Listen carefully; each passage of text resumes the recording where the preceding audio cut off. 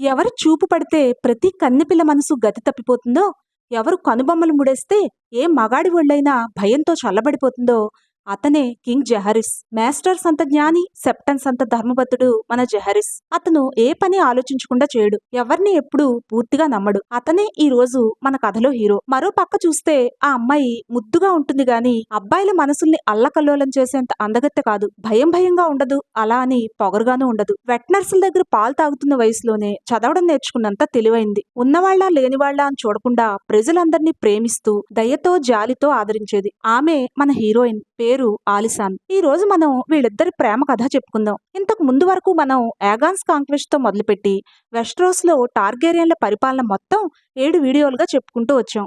అవి చూడాలనుకుంటే డిస్క్రిప్షన్ లోను కామెంట్స్ లోను చూడండి. ఇప్పుడు జెహరిస్ టార్గేరియన్ ఐరన్ థ్రోన్ మీద కూర్చోబోతున్నాడు. ఆ వివరాలు కొంచెం చెప్పుకుని అతని ప్రేమ కథలోకి వెళ్దాం. బాబాయ్ మేగార్ చనిపోయిన నాటికి జెహరిస్ కి 14 ఏళ్లు మాత్రమే. అఫీషియల్ గా రాజు కావాలంటే 16 ఏళ్లు ఉండాలి. క్వీన్ రీజెంట్ గా జెహరిస్ వాళ్ళ అమ్మ అలిస్సా వాళ్ళకు మొదటి నుంచి సపోర్ట్ చేస్తూ వచ్చి జహరిస్ కి హ్యాండ్ గా మారిన రోగార్ బెరాతియన్లు పరిపాలనా కార్యక్రమాలు చూసుకుంటున్నారు. అలా అని ఏనాడు జహరిస్ సైలెంట్ గా ఉండలేదు. చాలా తెలివైనవాడు, వయసుని మించి ఆలోచించేవాడు కావడంతో ఏ ఇంపార్టెంట్ డెసిషన్ అయినా చివరికి అతందే అయి ఉండేది. మేగార్ సపోర్టర్స్ ను కూడా క్షమించి తనని రాజుగా ఒప్పుకున్న వాళ్ళని వదిలిపెట్టి వాళ్ళకి పదవులు కూడా ఇచ్చాడు జహరిస్. అలా అని ఊరికే కాదు, వాళ్ళ పిల్లల్ని కింగ్స్ ల్యాండింగ్ కి పంపే ఒప్పందంతో వాళ్లలో భయాన్ని కూడా నిలబెట్టుంచాడు. ఒక డ్రాగన్ పోయి మరో డ్రాగన్ వస్తే ఏం లాభం, టార్గేరియన్స్ ఎవరైనా మన శత్రువులే అని డిక్లేర్ చేసిన అప్పటి హై సెప్టన్ మూన్ ని కన్వీనియంట్ గా ఎవరో గొంతు కోసి చంపేశారు. అలా చేసింది ఎవరన్నది ఇప్పటికీ తేలని మిస్టరీ. ఫెయిత్ మిలిటెంట్స్ ను కూడా ఎక్కడ క్షమించాలో అక్కడ క్షమిస్తూ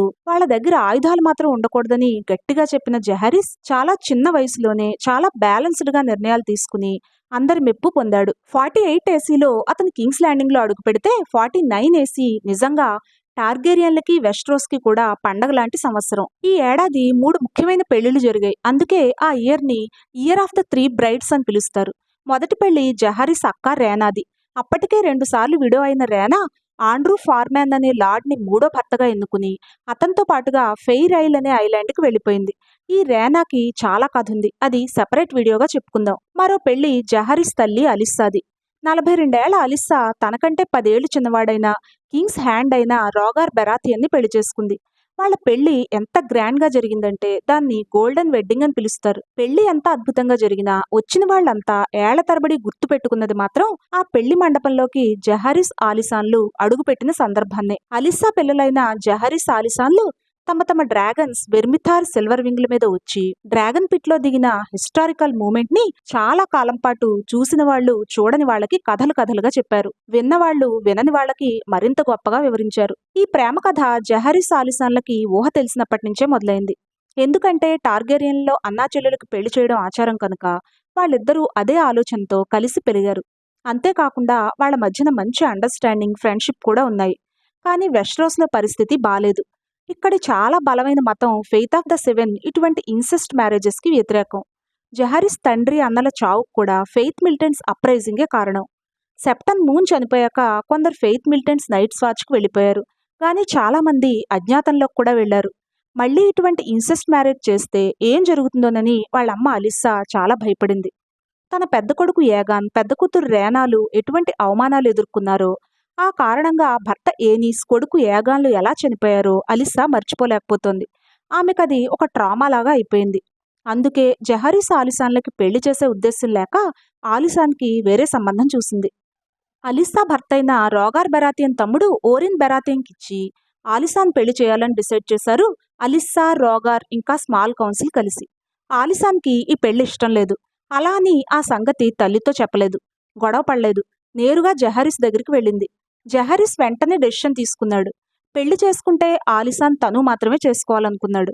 తన కింగ్స్ గార్డ్ ని పిలిచి ఎవరికీ తెలియకుండా డ్రాగన్ స్టోన్ కి వెళ్లి తన కోసం వెయిట్ చేయమన్నాడు.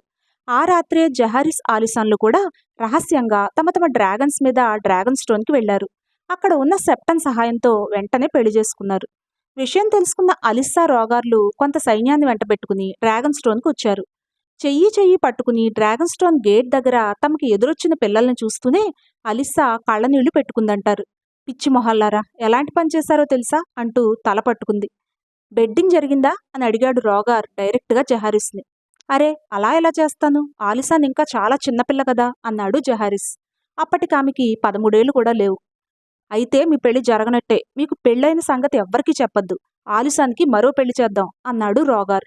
అంటూనే ఆలిసాన్ని డ్రాగన్ స్టోన్లోని సీ డ్రాగన్ టవర్లో ఉంచి జహారిస్ని కింగ్స్ ల్యాండింగ్కి తీసుకెళ్లమని తన గార్డ్స్కి ఆర్డర్ ఇచ్చాడు.